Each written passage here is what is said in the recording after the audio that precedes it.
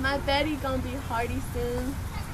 Out of here! My Betty not gonna die. Out of my sight! Out of my... Oh God, my God, God help me.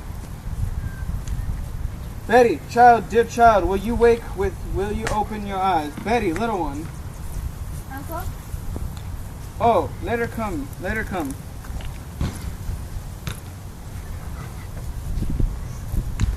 What does the doctor say, child? He bid me come tell you, Reverend Sir, that he cannot discover no medicine for it in his books. Then he must search on. Aye, sir. He have been searching his books since he left you, sir, but he bid me tell you that you might look to unnatural things for the cause of it. No, no. There be no unnatural cause here. Tell him I have sent for Reverend Hale of Beverly, and Mr. Hale will surely confirm that. Let him look to medicine and put out all the thought of unnatural causes here. There be none. Aye, sir. He bid me tell you. Speak nothing of it in the village, Santa. Go directly home and speak nothing of unnatural causes. Aye, sir. I pray for you. Uncle, the rumor of witchcraft is all about. I think you must go down and deny it yourself. The parlors packed with people there all sinners. And what shall I say to them? That my daughter and my niece I discovered dancing like heathen in the forest? Uncle, we did dance. Let you tell them I confessed it, and I'll be with if I must be. But they're speaking of witchcraft, and Betty's not witch. Abigail, I cannot go before the congregation when I know you have not opened with me. What did you do with her in the forest? We did dance, Uncle, and when you leaped out of the bush so suddenly, Betty was frightened, and then she fainted, and there's the whole of it. Child, sit down. I would never hurt Betty. I love her dearly. Now look, you child, your punishment will come in its time.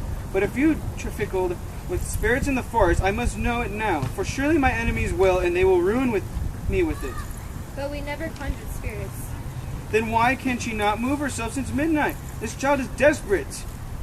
It must come out. My enemies will bring it out. Let me know what you've done, though. Abigail, do you understand that I have many enemies? I have heard of it, Uncle. There is a faction that is sworn to drive me from my pulpit. Do you understand that? I think so, sir. Now then, in the midst of such desperation, my own household is discovered to be the very center of most obscene practice. Abominations are done in the forest. We were sport, Uncle. You call this sport? Abigail, if you know something that may help the doctor, for God's sake, tell it to me. I saw Tituba waving her arms over the fire when I came on you. Why was she doing that? I heard her screeching and gibberish coming from her mouth. She were swaying like a dumb beast over the fire. She always sings her Barbados songs and we dance. I cannot blink what I saw, Abigail, for my enemies will not blink it. I saw a dress lying on the grass. A dress? Aye, a dress. And I thought I saw someone naked running through the trees. No one was naked. You mistake yourself, Uncle. I saw it!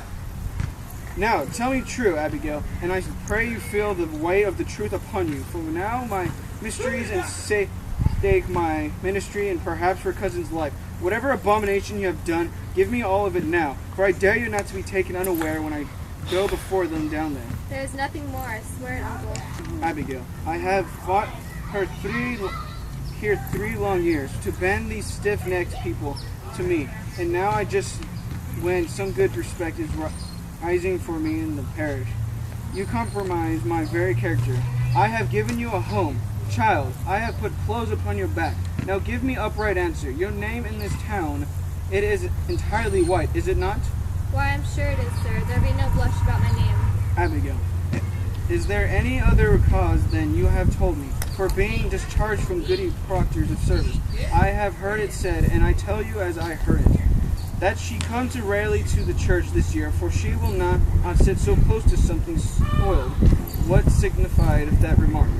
She hates me, Uncle. She must, for I would not be her slave. It's a bitter woman, a lying, cold, sniveling woman. I will not work for such a woman. She may be, and yet it has troubled me that you are now 7 months out of their house, and in all this time no other family has ever called for your service. They want slaves, not much as I. Let them send to Barbados for that. I will not black my face for any of them. Do you begrudge my bed, Uncle? No, no.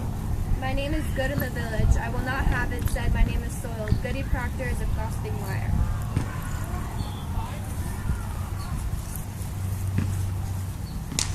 No, no, I cannot have anyone.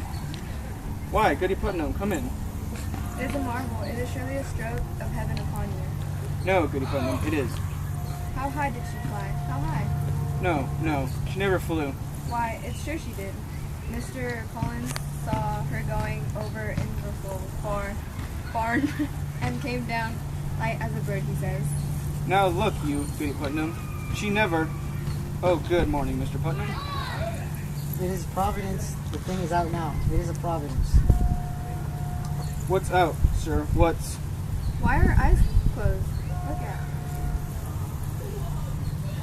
Why are her eyes closed? Look, you man.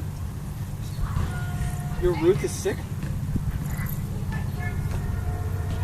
I'd not call it sick. The devil's touch is heavier than sick. It's death, you know. It's death driving into them. Poor Cynthia. Oh, pray not. Why, how does Ruth hail? She ails as she must. She never wakened this morning, but her eyes open, and she walks. She hears not, sees not, and cannot eat. The soul is taking trail of this. They say you sent for Reverend Hale of Beverly. A precaution only. He has much experience in all the demonic arts, and He is indeed and found a witch in Beverly last year, and let you remember that. Now, Goody Ann, they only thought that we're a witch, and I am certain there be no element of witchcraft here. No witchcraft. Now look, you, Mr. Ferris. Thomas, I pray you, leap not to witchcraft. I now know that you at least of all, Thomas, would ever wish so distress a charge laid upon me. We cannot leap to witchcraft. They will howl me out of Salem for such corruption in my house.